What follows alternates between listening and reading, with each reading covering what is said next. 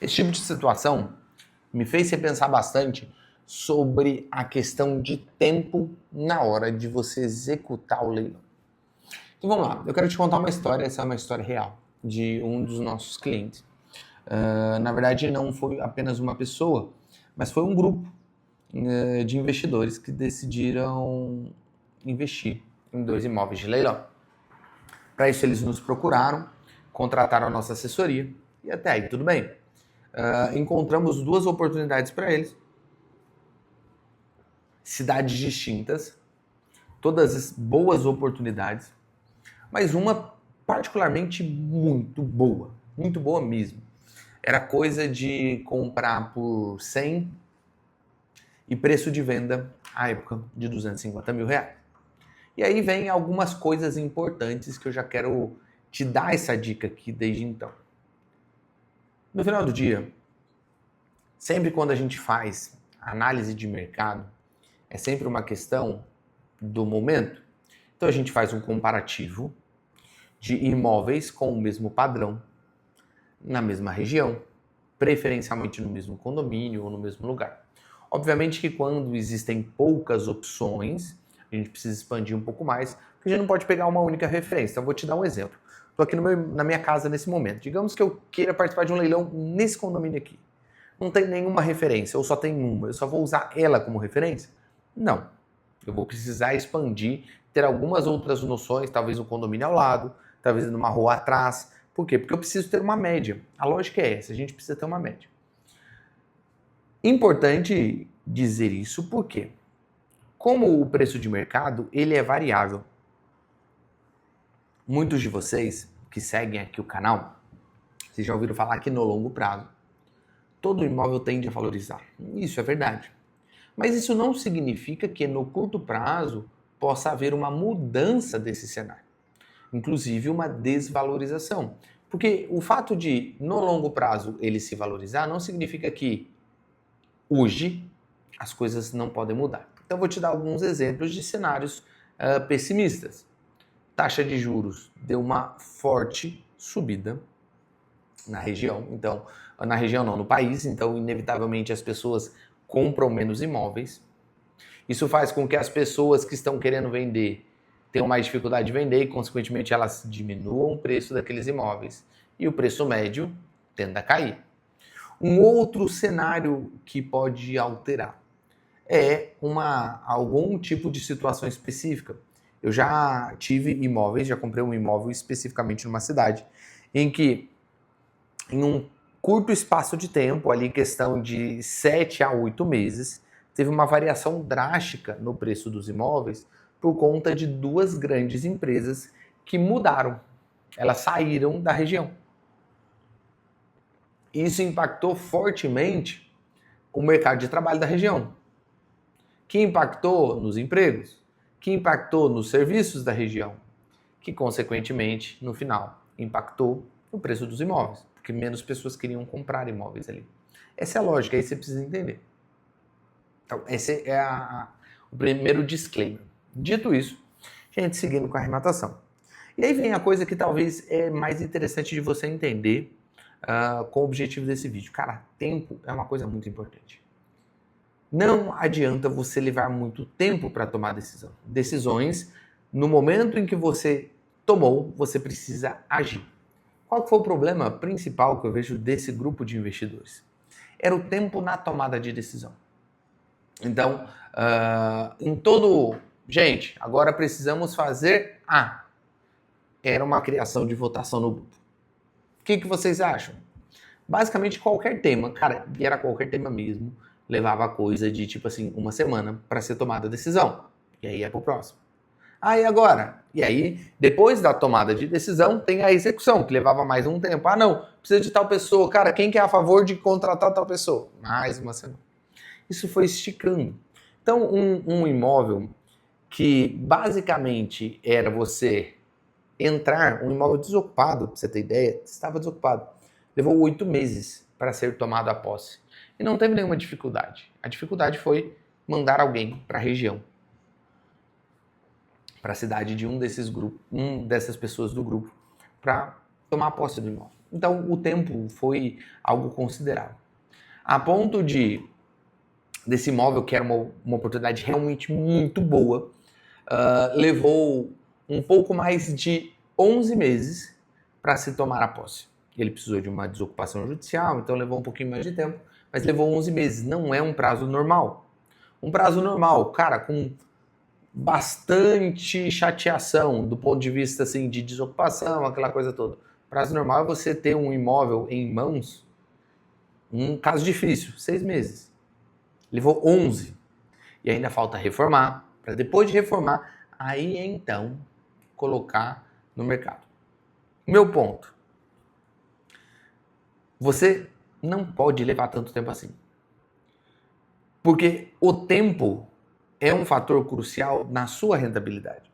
Então, por exemplo, esse imóvel, que era uma venda de 250 mil, salvo engano agora, eu não me lembro exatamente os valores, mas era algo que a perspectiva de retorno sobre o investimento daria ali na casa dos 90%. 90%. Eu acho que era isso.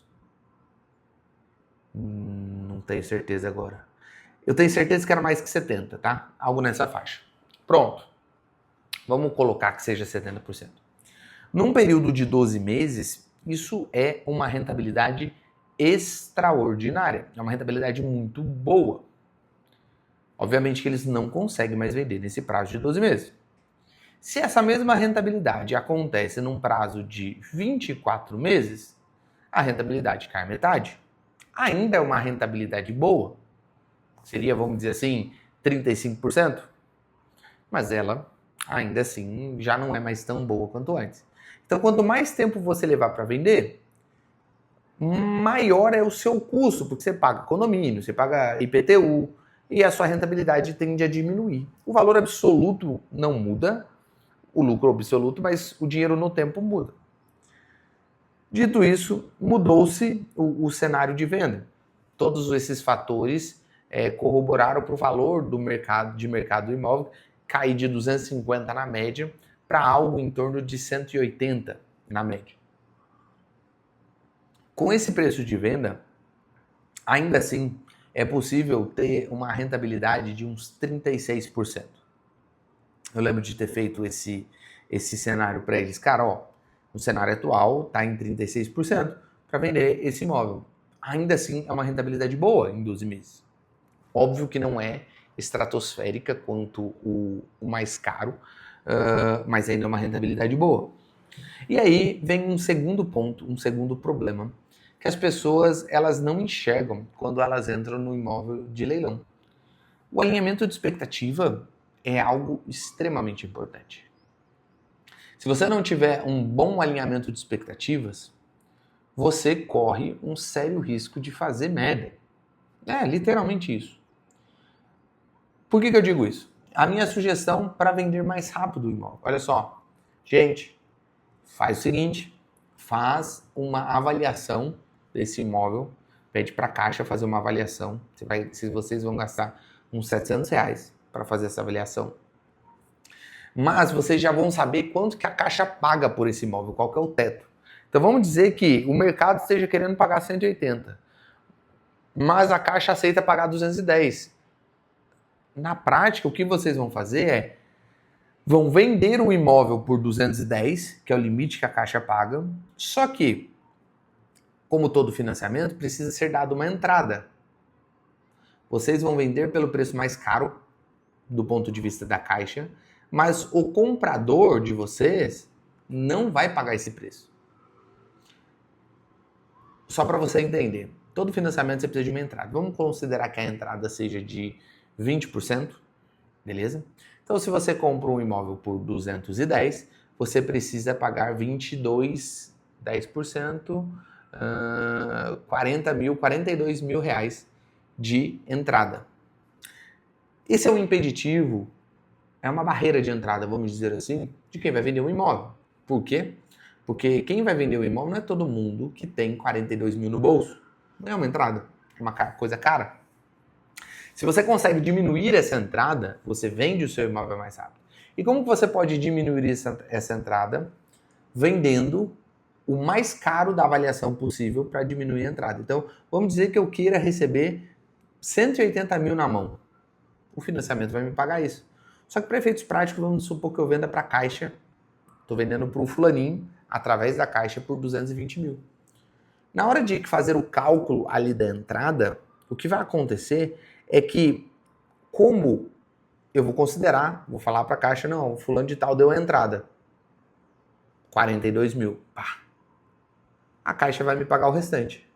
Então, do ponto de vista do comprador, ele comprou um imóvel sem entrada.